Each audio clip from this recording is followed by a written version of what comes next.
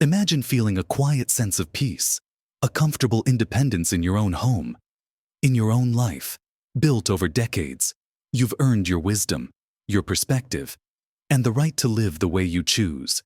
Yet, sometimes, the best intentions from the people you love most, your own family, can inadvertently chip away at that peace, turn simple choices into complicated discussions, or stir up worries you'd rather leave behind.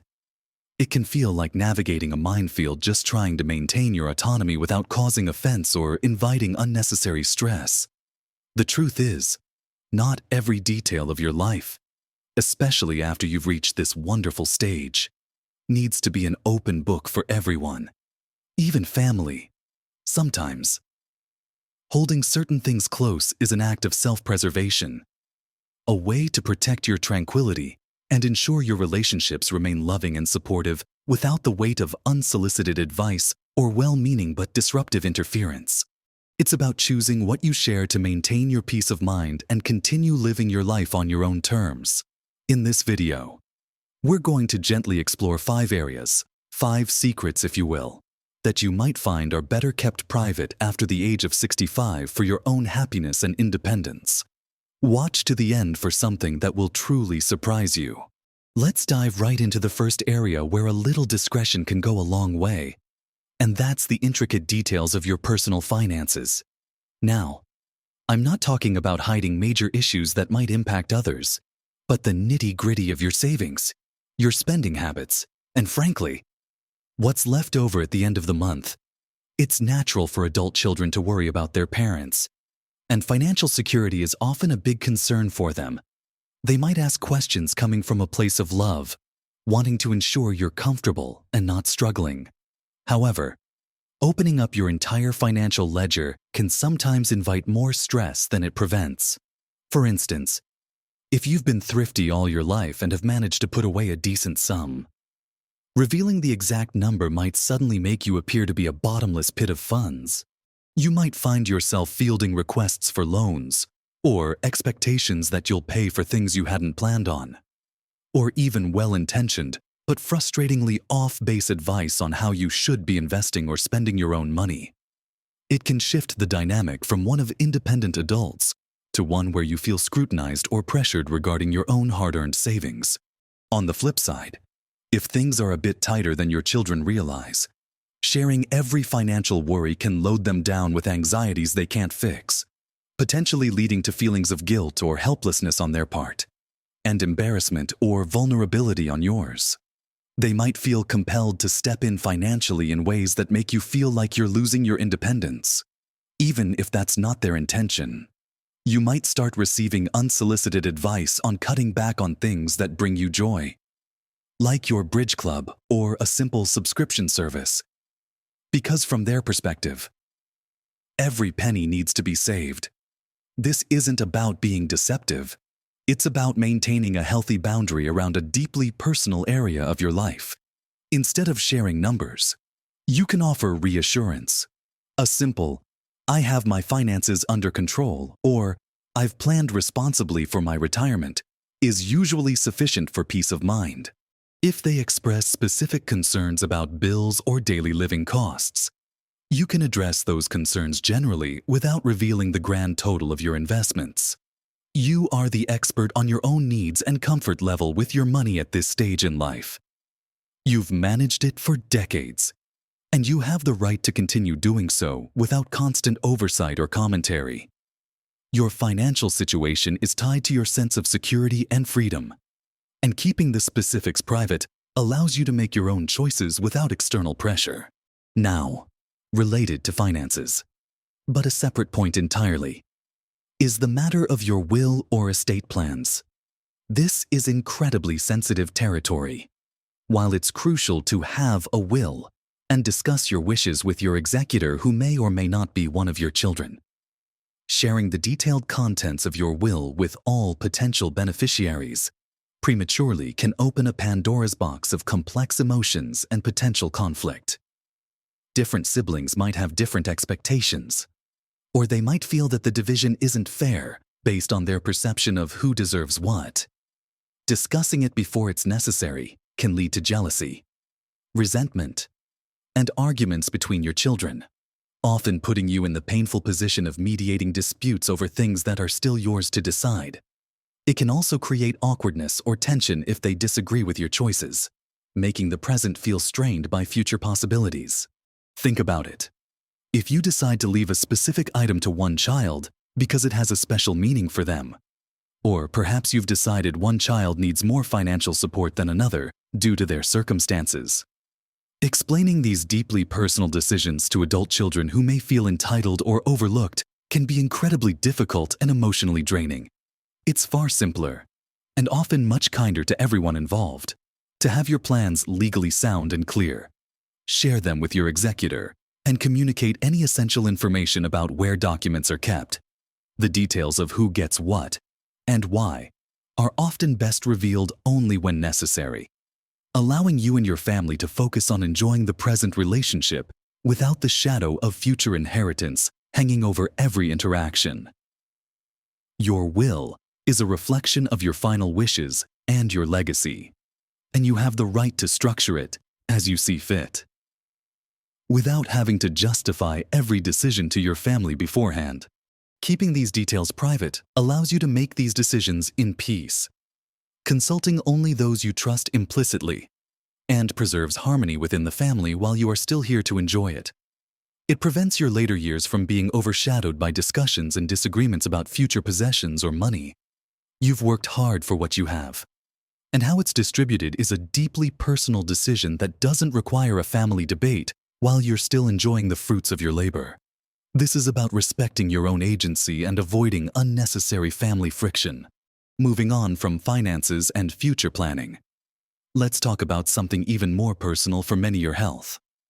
As we age, it's inevitable that we might face more health challenges, need more doctor's visits, or manage chronic conditions. Adult children naturally worry about their parents' health, and wanting to know every detail often comes from a place of deep care and concern. However, just like with finances, oversharing the minutiae of every ache, pain, symptom, and doctor's appointment can create undue anxiety for your family and can sometimes lead to a feeling of being constantly monitored or infantilized. You might find yourself having to explain complex medical information, fielding constant questions about how you're feeling, or even having your own health decisions questioned or second-guessed based on something someone read online. While it's important to inform your family about significant health issues that might require their support or awareness, you don't need to provide a blow-by-blow account of every minor ailment or test result. Sharing every detail can also inadvertently make you the family's primary source of worry, potentially burdening your children with concerns they can't alleviate, leading them to feel helpless or overwhelmed. For example, you might mention a specific symptom, and before you know it, you're receiving concerned calls daily, links to alarming articles online, and urgent suggestions for treatments you've already discussed with your doctor. It can become exhausting having to manage not only your own health, but also your family's anxiety about it. Choosing to keep some health details private doesn't mean you're being secretive or ungrateful for their concern. It means you're managing your health with your healthcare providers and sharing information on a need-to-know basis. You can reassure your family generally by saying, "I'm managing things well," or "My doctor is keeping a close eye on everything," without going into the specifics of lab results or medication dosages. If there is a significant change in your health that genuinely requires their understanding or potential support, then sharing is important. But sharing every minor update can transform a private health journey into a public spectacle within the family, potentially eroding your sense of autonomy over your own body and medical decisions. You have the right to privacy regarding your health, just like anyone else.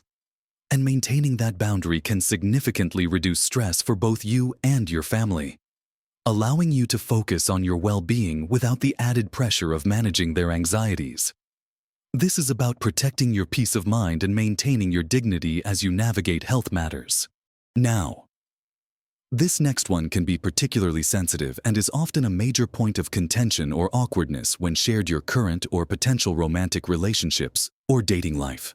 Whether you're widowed, divorced, or never married. Finding companionship, or even love, is a natural human desire that doesn't cease at 65. You have every right to seek connection and enjoy the company of others. However, sharing the details of your dating life or a new romantic partner with your family, especially adult children, can be incredibly challenging and sometimes lead to unexpected backlash. Your children might feel protective, possessive, or even jealous. They might worry about your safety, your emotional well-being, or even about how a new person might impact family dynamics or future inheritance. Circling back to our earlier point, introducing a new partner, or even just mentioning you're dating, can stir up complicated emotions related to your past relationships.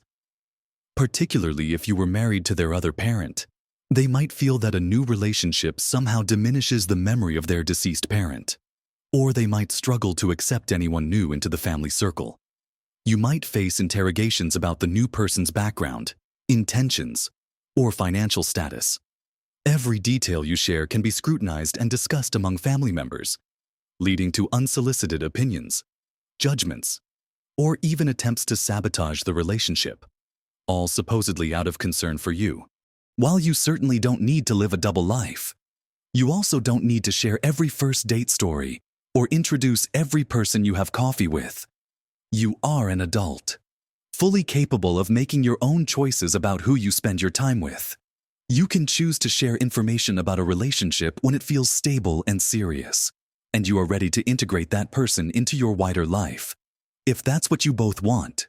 Until then, keeping the details private protects your budding relationships from external pressure and allows them to develop naturally. It also protects you from having to constantly defend your choices or navigate your family's discomfort. You have the right to companionship and intimacy at any age. And how you pursue that is a personal matter that doesn't require family approval or constant updates. Maintaining this boundary allows you to explore relationships on your own terms, preserving your independence and emotional freedom in this important area of life. It's about honoring your need for connection without inviting unnecessary complications or judgment from those closest to you. Finally, let's talk about something that can be incredibly liberating for you, but potentially destabilizing for your family dynamic: sharing details about long-held regrets or past actions you've come to terms with. As we age, we often reflect on our lives, make peace with past mistakes, and gain a deeper understanding of our own journey. There might be things you did or didn't do decades ago that you've processed and moved past. However, sharing these past regrets or actions with your adult children, especially if they were unaware at the time, can open up old wounds, challenge their perception of you, and potentially create a ripple effect of unforeseen consequences within the family. For example, you might feel a need to confess a mistake you made in your younger years that had no lasting negative impact on your children. But revealing it now could cause them to question your past decisions, feel hurt by perceived secrecy, or view your entire history through a different, perhaps critical, lens. You might have made peace with a difficult choice from decades ago, but sharing it could stir up anger or disappointment in your children who weren't privy to the context or your internal struggles at the time. While honesty is often valued, there's a difference between being truthful about who you are now and unnecessarily dredging up the past in a way that creates current pain for others, or for yourself by having to relive it and defend it. This isn't about living a lie. It's about recognizing that some parts of your history are yours to carry, process, and understand. You have lived a full life with its share of triumphs and mistakes, and you've learned and grown from it. Sharing every past misstep doesn't necessarily bring you closer to your family. Sometimes, it introduces unnecessary drama, confusion, or resentment. Your children have their own lives and challenges, and burdening them with your resolved regrets or past actions might be more for your own catharsis than for their well-being, potentially leaving them grappling with information they didn't need and can't change. You are defined by who you are now, the wisdom you hold, and the love you share, not solely by the sum of every past action or regret. You have the right to keep parts of your personal history private, especially if revealing them serves no positive purpose for the present or future harmony of the family. It's about exercising discretion and recognizing that not every truth needs to be voiced, particularly if it risks causing pain or eroding the respect and perception your family has of you. And importantly, the peace you have made with your own past. This is about protecting your present relationships and allowing yourself the grace of having come to terms with your history privately.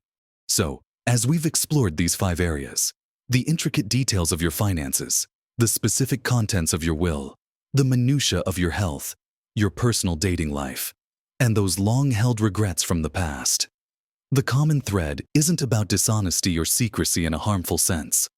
It's about establishing and maintaining healthy boundaries around information that is deeply personal to you. It's about recognizing that you have the right to privacy and autonomy in your later years, just as you did at any other stage of life. It's about protecting your peace of mind, minimizing potential family conflict, and ensuring that your relationships are built on love, respect, and shared enjoyment of the present, rather than being weighed down by unnecessary worries, unsolicited advice, or painful discussions about things that are either yours alone to manage or belong to the past. Remember, you have lived a rich, full life, navigated countless challenges, and gained immense wisdom. You've earned the right to decide what information you share and with whom. Keeping certain details private isn't a sign of mistrust or distance. It's often an act of self-care and a way to preserve the harmony within your family. It allows your children to be your loving family, rather than your financial advisors, medical supervisors, or relationship counselors. It gives you the freedom to make your own choices, manage your own life, and find happiness and peace on your own terms. These boundaries empower you to live your life fully and authentically, without the constant need to explain or justify every decision or situation. It's about maintaining your identity as an independent adult, someone capable of managing their affairs and navigating their own path. Don't feel guilty about holding certain things close. It's a sign of maturity and self-respect. I hope this conversation has given you something valuable to think about. It's not always easy to set these boundaries, but the peace and independence you gain can be immense. What are your thoughts on this? Have you found that keeping certain things private has helped maintain peace in your family? Share your experiences and insights in the comments below. Your perspective could help others. If you found this video helpful, please give it a like. It truly supports the channel and helps this kind of content reach more people who might benefit from it. And if you haven't already, consider subscribing to our channel. We share videos every week focused on helping you live your best life at every age, with practical tips, inspiring ideas, and conversations just like this one. Thank you for spending this time with me today. Remember, small shifts in how you manage information can make a big difference in your daily life and your relationships. Embrace your independence, honor your need for privacy, and continue to live your life with confidence and joy. You deserve to feel secure and peaceful in your own world. Live your best life at every age.